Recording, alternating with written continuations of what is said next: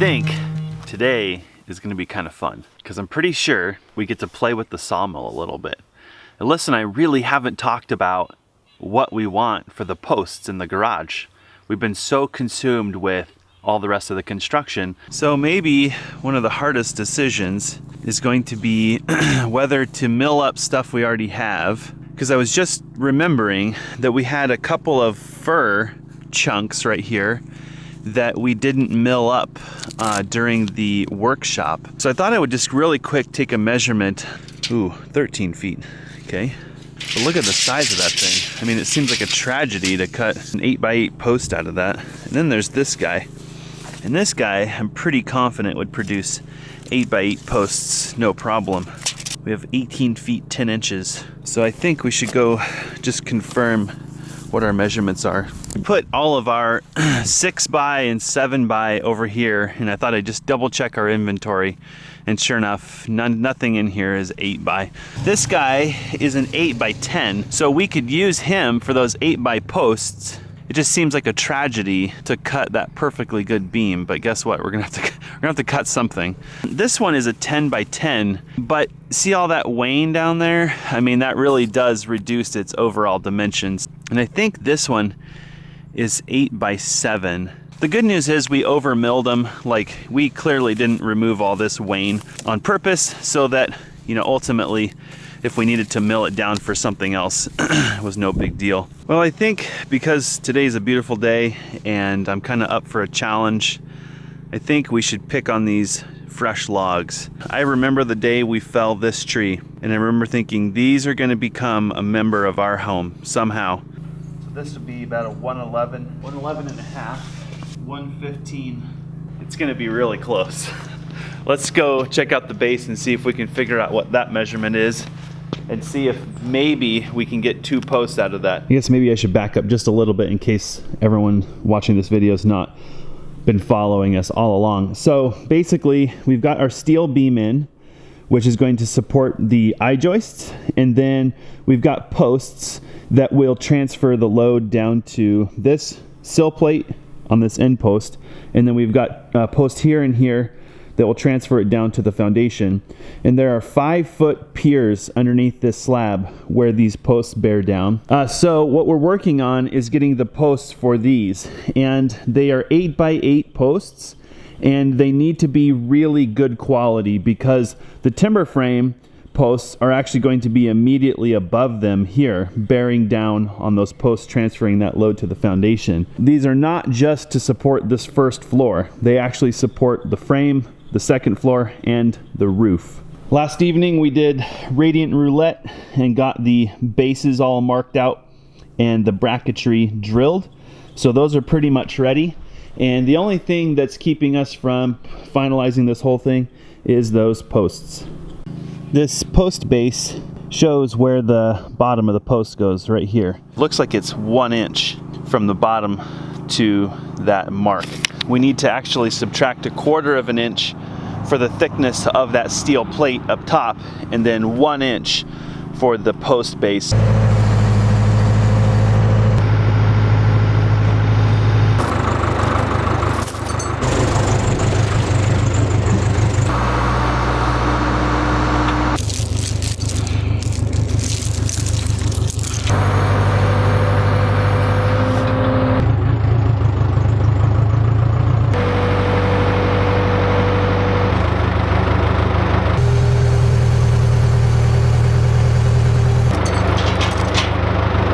Well, I think you could say that that probably looked pretty sketchy. I'd say it's probably more rusty. I learned a couple things just now. So we really haven't moved logs with the backhoe yet. And something I noticed early on with the backhoe is that just the weight of the hoe is enough to really offset the bucket weight. There's a lot of information out there about every single piece of equipment and its lifting weights and the arches and how far and all this stuff. But I call that like textbook information. But out in the real world, it's kind of like flying. You just got to fly. And so it took me a little while to get the backhoe where I wanted it, so I felt comfortable. I do not love having the backhoe pointing downhill when I'm lifting heavy weight. Just something I'm not comfortable with. So actually, I went and got a bucket load of heavy soil to get myself a couple thousand pounds of counterweight, and that helped a bunch. The other thing, you know, getting the logs on the mill, it's something I gave some thought, but I hadn't perfected it yet. And the reason these logs are going to be so difficult today is because they're actually in the back of the stack. Our ultimate goal is to park the backhoe here, just to my left, and lift these logs with the backhoe straight onto the mill, which I actually feel pretty good about now, having moved this log. That's part of why we purchased logs. This log truck came in here and dropped 20 something logs in 10 minutes right here next to the sawmill. So the total distance we have to move them is around 15 feet at the most, maybe 20 feet. One thing we learned when we milled the wood for our deck is that moving logs is difficult, especially when they're complete. So today I'm hoping to kind of just get the cobwebs off of moving logs and using chains, and this one went well. I also want to make one comment about all those gentlemen and ladies out there who work alone. It is difficult. I really appreciate Alyssa's help, even just having somebody do a little push here or a little nudge there, or, you know, little things like that really speed stuff up like this. And so working alone takes a little bit more time, a little more patience, and a little more kind of ingenuity. But I respect you, especially if you're a home builder, contractor, stuff like that. It's amazing how just having a couple extra hands around really makes the load that much lighter. What are you doing? Mom started cooking. Did Mom say you have to get up today and be productive or do something with your life? Mom, it's Sunday. He's allowed to sleep in. So one of the biggest challenges we're going to have when we start milling our timbers for the house is learning how to maximize every log. When we milled the beams up that we did earlier, we just kind of went cowboy, and we got what we got. So for example, this log that's laying here close to the mill, but it's fairly straight down there about 2/3 of the way, and then it kind of has a hook. When you run the sawmill through that, you're going to get really poor production.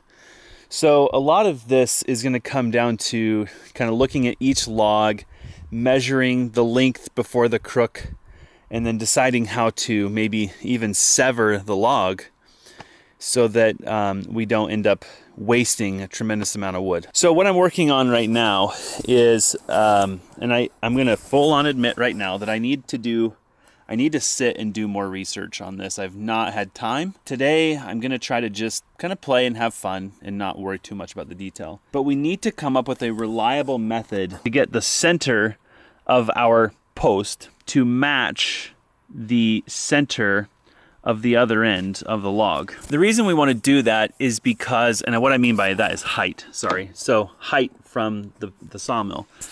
Because when we run the mill through here, you really want the grain on the post and anything really to be as straight as possible. If we don't do that, we drop this log down and we run the sawmill through it, you're going to actually be severing the grain on an incline, something like this, because the butt is much larger than up here, causing the log to tip. And this is something that's going to be challenging. And I know all you good sawyer out there have already figured this out. So I guess I'll open it up. If you have a quick tip, throw it in the comments below. I'm going to be trying to figure this out here pretty quick because it's going to be something we do every single time we start cutting a log. Of course, once we get a couple of cuts on the log, it's not going to matter anymore because we'll have made the flat surfaces that we need to reference. So it's really about the first cut. So I'm going to spend a little time. I'm going to kind of cheat. I'm going to use the laser, and I'm going to use that to figure out where the middle of this is and where the middle is on the other end. And then we need to come up with a reliable method to hold it up during milling so it doesn't fall over. For what it's worth, I did try to use a floor jack underneath here to lift this up, and I put this kind of wedge underneath there. I'm just going to say it right now, that method's no good. The ground's not level, and the log wants to roll, and a lot of bad things happen there. And this is kind of the reality of an LT15. It doesn't have a lot of the gizmo gadgets that a lot of the higher end mills do, the bigger mills. They have leveling things and lasers, and you know, they're meant for top productivity. And the LT15 is a very basic mill, so you have to do a lot of this work yourself. I'm gonna pretend to debark this log for a little while here, see how far I get. Nar nar, hella nar. Yeah. I'm actually winning. Wow. Which surprises me. Look who's caught a lot of chipmunk in this wood pile. Yeah, Oh, it's like lifting water jugs all over again. Oh crap.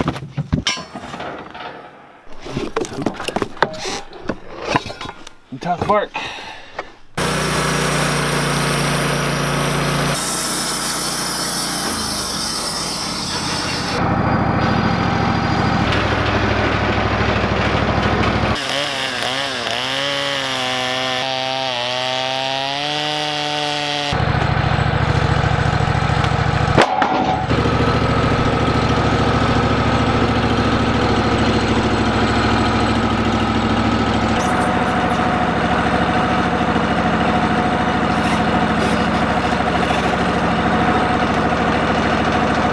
This is part of why we use that lubricant. See this hole right here? I'm guessing, I don't know, I guess I shouldn't speak, but I feel like that might be something that was, you know, a bug or something went in there and the tree was trying to defend itself. You can see it weeping. Look at the amount of sap that came out of that hole. That stuff gets on the blade and gets sticky as heck, as you can imagine, and you can't hardly cut with it, so wow.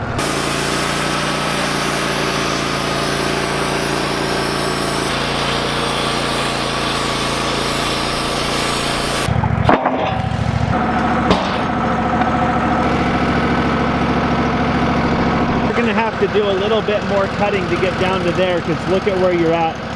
That's such a big chunk of wood. So what I do is I go 1.5 inches plus 2 clicks. That way I don't have to think about it. Here? Yep, and then 2 clicks.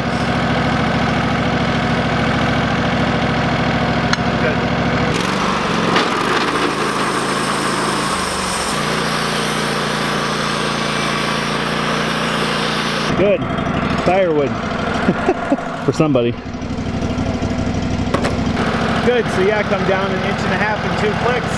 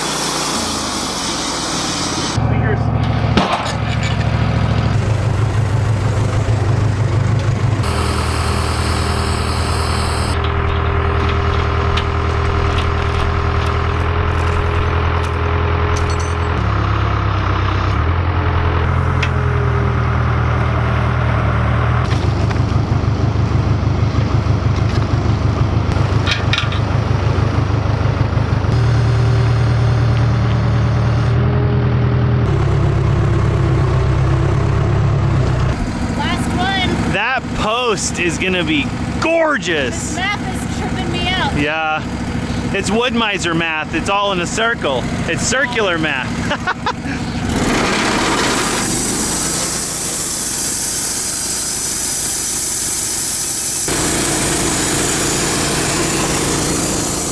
Nice work.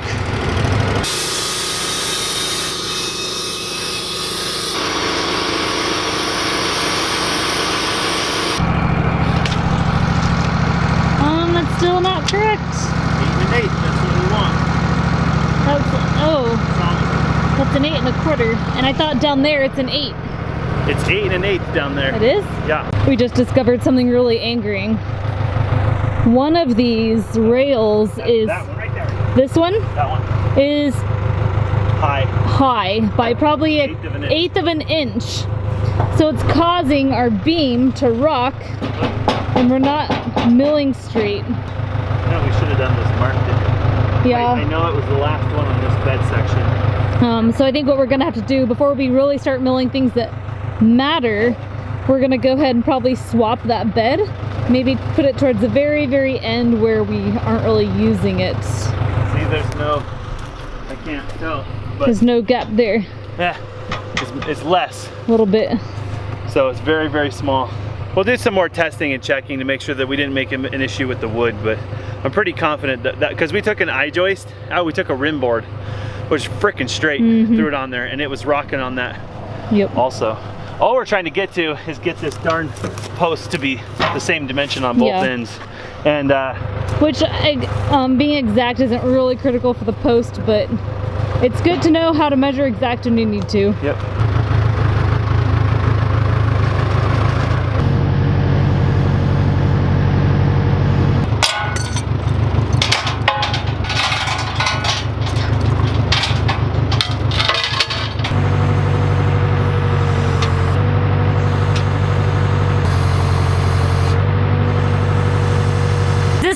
Start of our timber framing? It sort of kind of is, sort of. Let's go. Go, go, go. This is exciting. I'm happy. Yeah. Happier than I thought I'd be. Watch out, Sammy.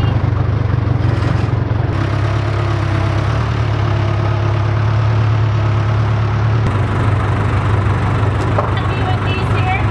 Yeah.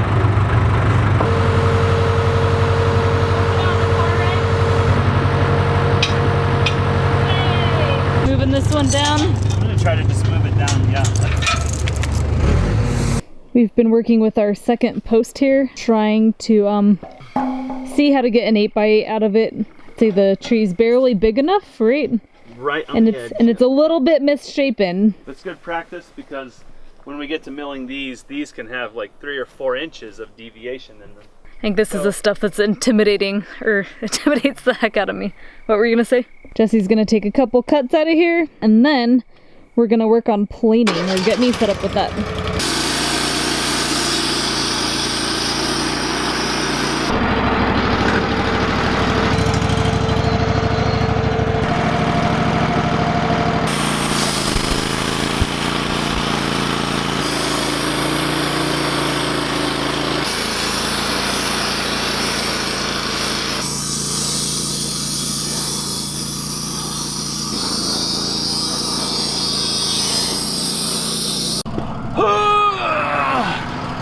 Really sucks having the ability to make your own lumber. Doesn't it? This log. We're at 8 inches. Right there. I mean, you gotta be really So this is why Alyssa's not doing this cut. Well, yeah. There's a time for learning and a time for accuracy. I'm still learning too, don't get me wrong. I'm You're the more farthest. learned than me at this point.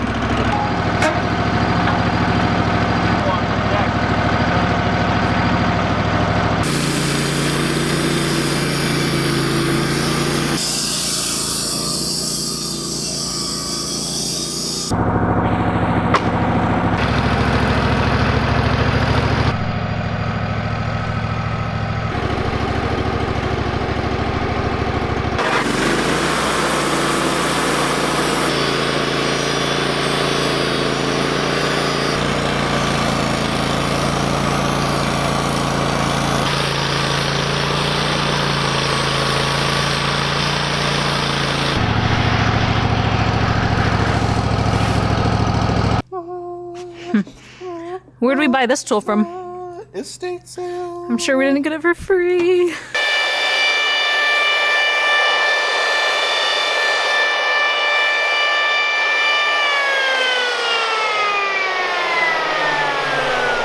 So there's still a lot of burrs, which you could knock off with sanding. You know, if you want these saw marks in them, if you want it to look more rustic. Yep. But if you want it to look more city, ultimately we need to take this beam down a little bit. Yep. Just a little bit, right?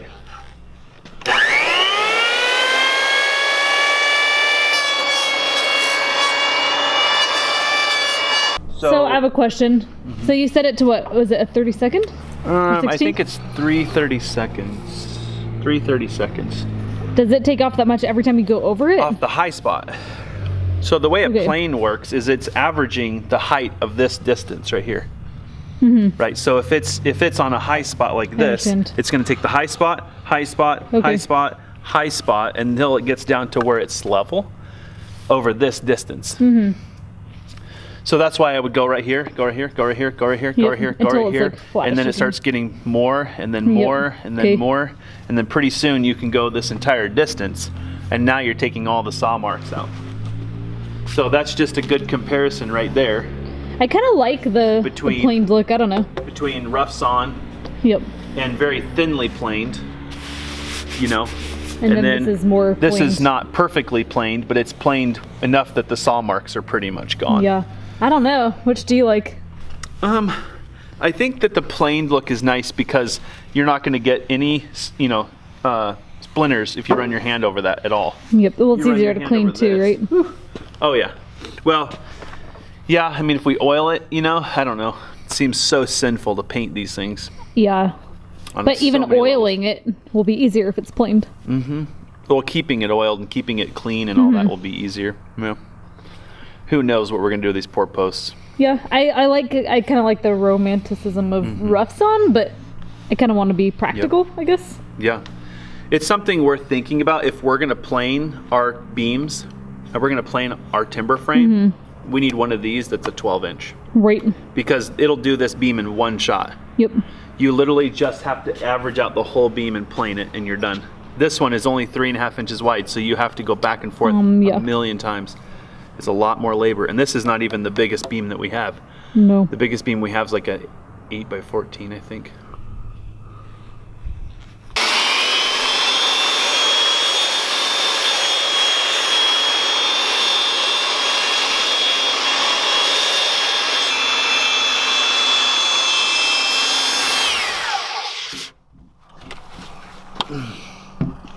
So I'm pretty sure this is a 60 grit. But it's kind of the happy medium between rough and planed, right? Yep.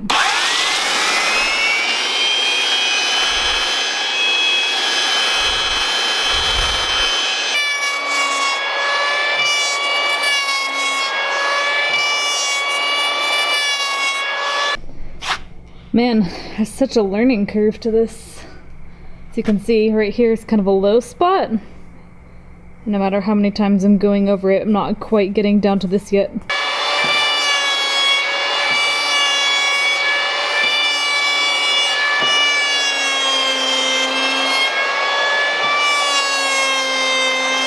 Hot damn.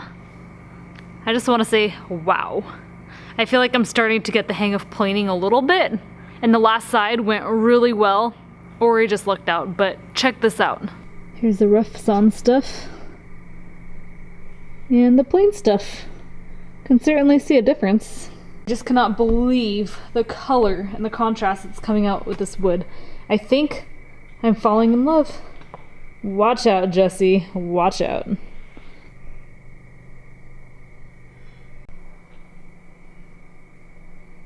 Well, dark's setting in. It's a pretty good day. Jesse approves of my planing. That's very Agrees nice. that there's room for improvement, which is good. Yep. Very nice. We're having some challenges with the wood miser. We'll maybe share it in a different video. We've got an issue, and I'm glad tomorrow's Monday because I'm going to be on the phone with Woodmiser. I'm glad we're doing this now and getting all the bugs and kinks Yep. worked out before we've got to put our heads down and get these timbers milled. But somehow the middle It's fat. is fat. Makes no sense. It does not matter how you rotate the beam either. And it does not matter which end of the mill I put it on. I tried moving the, to both ends of the mill to see if maybe one of the beds is out of whack or something. It's not something I planned on trying to solve today, but it definitely hampered productivity. We got this one done. It's actually fat in the middle too. Weird. This post is fat in the middle. Figure that out. It's because the beam is rocking like this. It's rocking. So it's ending up skinny on the ends, Yep. but in the middle it's fat. Good thing So- we have Rob's phone number.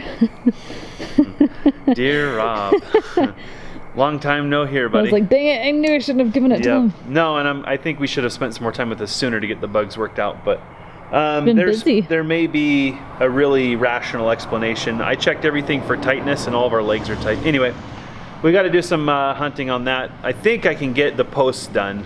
I think we'll we get can- the post in tomorrow, which will be I a think really we great can- day. Yeah, it's already milled. It just needs to be tidied up. The problem is I cut a 22 footer or something, and it's skinny on the ends. So when I go to cut it in the middle to make two posts out of it, both posts are gonna be fat on the bottom, Yep. which doesn't really matter as long as you put the skinny end up. Yeah. Because the bottom doesn't really matter. It can be kind of fat on the bottom. And then by fat, I mean like 1/8 of an inch. Yeah.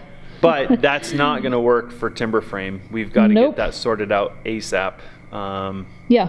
Otherwise, it was fun making sawdust today. I think I forgot what that was like. I feel like I have sawdust in everything. Oh yeah, I have like, Yeah, I can't really bark dust. focus, but pitch all over my body. Yeah, I don't know. Maybe we should power wash our logs before we saw them so we don't get so much bark dust in our face. But fantastic day. Good job. Thanks for coming out and helping me. It was a little slow going this morning. I feel like once I kind of got my head wrapped around the backhoe, it was no problem putting that log on the mill, and then it was no problem moving this beam. That said, if we didn't have the backhoe, Yeah, that would suck.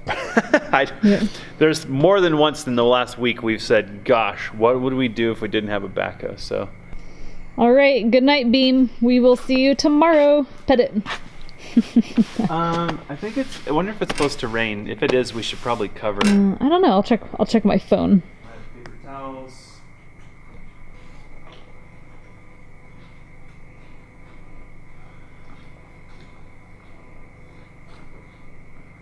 Protection tape measure. Come back with the big stuff. Doesn't look like it.